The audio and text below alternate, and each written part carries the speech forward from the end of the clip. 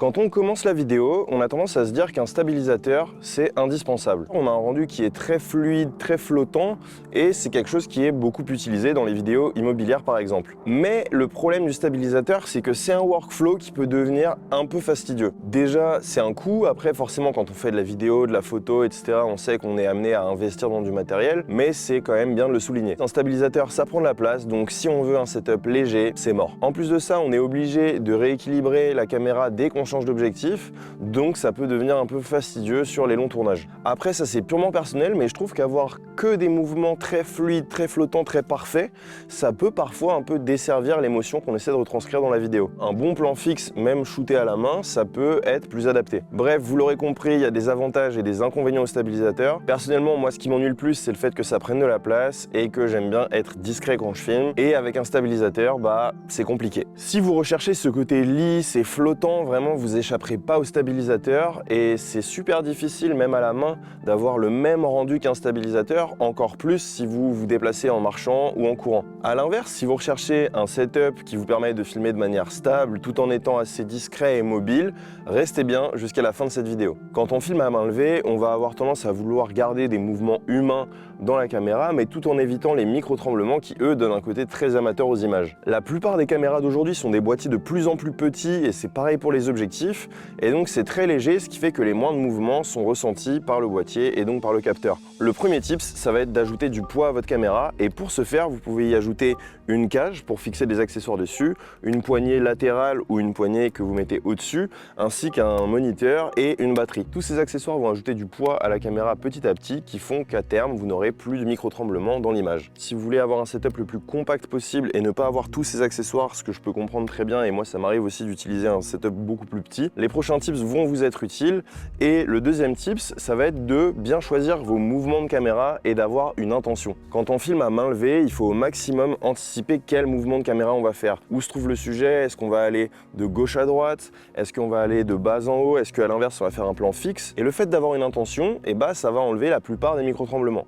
Après, il faut quand même garder en tête qu'il faut des mouvements de caméra les plus courts et les plus concis possibles, puisque plus le mouvement de caméra est long, plus vous avez de la chance d'y introduire du mouvement indésirable. Et au pire, vous pouvez juste ajouter un mouvement de caméra ensuite en post-production, un petit zoom, un petit dézoom, ce genre de choses. Le troisième tip, ça va être d'avoir 3 points de contact avec votre caméra. Quand on tient sa caméra, on a déjà un premier point de contact avec sa main qui tient le boîtier. Ensuite, on va venir mettre souvent notre deuxième main pour soit faire notre focus, soit zoomer dans l'image avec l'objectif si on peut le faire, et stabiliser un peu plus notre boîtier. Enfin, on va venir créer un troisième point de contact et généralement, on va l'utiliser avec le buste. C'est là que la batterie externe a un rôle très important, c'est que si vous avez une batterie externe, vous pouvez la mettre comme ceci et vous allez avoir donc un premier point de contact avec votre main, un second sous le boîtier et un troisième sur votre buste, qui va vous permettre de vraiment encore plus stabiliser l'image. C'est là aussi que le moniteur externe est vraiment pratique, parce que quand on colle la caméra à son buste, on peut avoir un peu de mal à regarder l'image sur le petit écran parfois, ou même ça peut nous gêner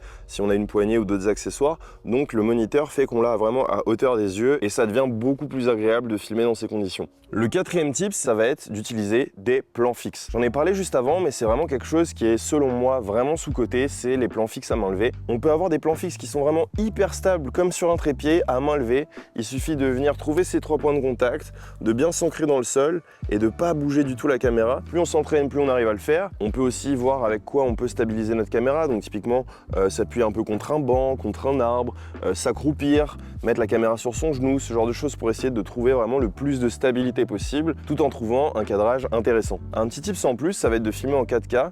Comme ça, si vous voulez stabiliser votre plan en post-production, ça a tendance à cropper légèrement dans l'image, mais si vous exportez en HD, vous n'aurez pas de perte de qualité. Le cinquième tips, ça va être d'utiliser la bonne focale. Quand on commence la vidéo, on a tendance à filmer généralement avec l'objectif de son kit, ça peut être des 24 mm, 35 mm, 50 mm, etc.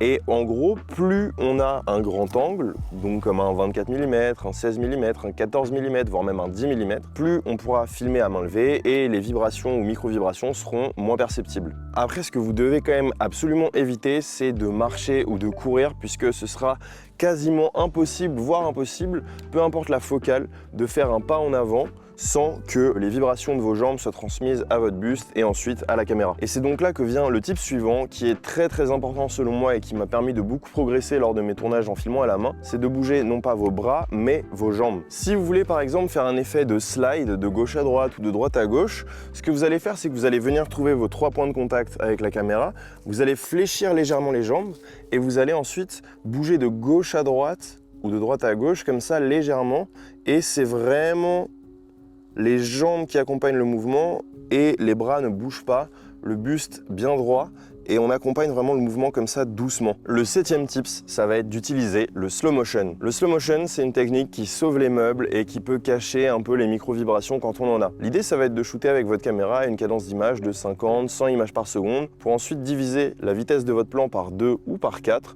pour avoir du ralenti ou de l'ultra ralenti. Le fait d'être au ralenti, ça va vraiment camoufler ces micro-tremblements qui pouvaient être visibles sur le plan à vitesse normale. Alors ça marche plutôt bien, mais attention à pas en abuser puisque avoir 100% des plans d'une vidéo au ralenti, ça peut vraiment casser le rythme et au bout d'un moment, on se fait un peu chier. Le 8e tip, ça va être d'utiliser de la stabilisation en post-production. C'est un outil qui est présent sur la plupart des logiciels de montage et qui peut vous sauver la mise si vous avez shooté un plan qui n'est pas hyper stable. Attention néanmoins à pas en abuser parce que c'est un outil qui peut créer des ondulations dans l'image et des espèces d'artefacts qui sont vraiment pas très jolis. Donc si vous utilisez la stabilisation en post-production, utilisez-la raisonnablement. Le 9e tip pour filmer à main levée, ça va être d'utiliser la stabilisation de votre capteur et celle de votre objectif si vous en avez. La plupart des boîtiers modernes sont équipés généralement d'un capteur stabilisé et vous pouvez retrouver cette option dans les menus de votre caméra. Généralement, ça s'appelle IBIS pour In Body Image Stabilization. C'est quelque chose qui est très pratique, qui va généralement cropper de 3, 5, voire peut-être même 10% dans votre image,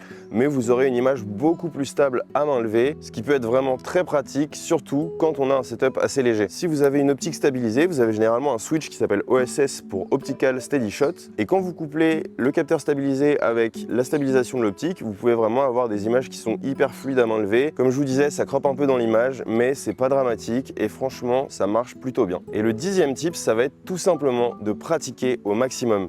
Vraiment, filmer à main levée, c'est quelque chose qui s'apprend, ça peut être un process un peu long. Comme n'importe quelle chose sur cette terre, si on veut devenir fort, il faut s'entraîner. Donc n'hésitez pas à filmer de plus en plus à main levée, à tenter des plans fixes. N'hésitez pas non plus à vous muscler les bras et le dos. Typiquement, j'étais sur un reportage avec un pote là il y a quelques jours et on a filmé de 9h à 21h, quelque chose comme ça.